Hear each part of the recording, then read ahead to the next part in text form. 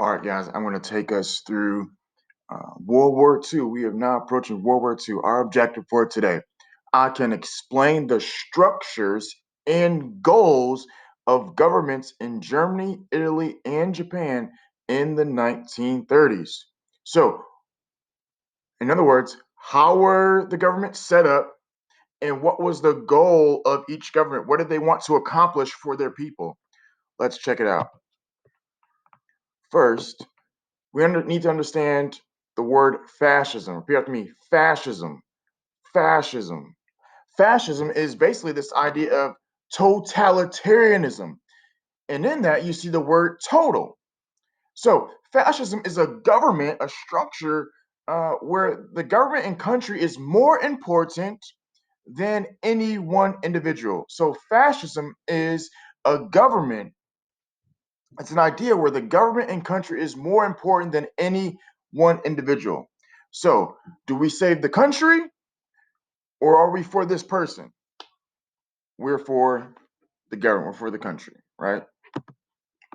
Now, totalitarianism, it is where the government has complete control over every aspect of people's lives. So, how long can your business be open? The government decides. They have total control. How long can you be out roaming the streets? Totalitarianism. The government controls every aspect of your life. They have total control over you. That's a totalitarian government. Now, the way you see this play out is at the top, you have a leader, and we'll see just in a minute a few leaders of totalitarian governments in Germany, Italy, and Japan.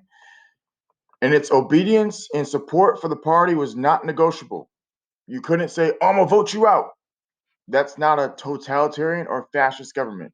There's one guy controlling the shots. They're what we call dictators.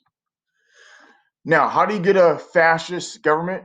You instill fear within the people. You terrorize them. You might have somebody hang to make an example for everybody else. Right? You might intimidate people. You might have soldiers with guns standing outside of people's houses or businesses. How do you control people? With indoctrination. You tell them what they need to believe, and you have posters and signs that tell people this is the way we're going to do things. Propaganda.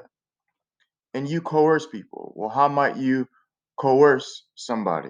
How might you instill that fear? Here's a perfect example. You see the fish in the bowl with the water. You see this big cat, right, with a swastika, members of the Nazi Party in Germany. And you have an outlet here and a plug that is right outside the outlet and inside the bowl. And the cat says to the fish, so, we'll be silent? In other words, will you be quiet? If not, what's going to happen? What do you think the cat, which represents Germany, will do if the fish is not silent, if the fish does not listen?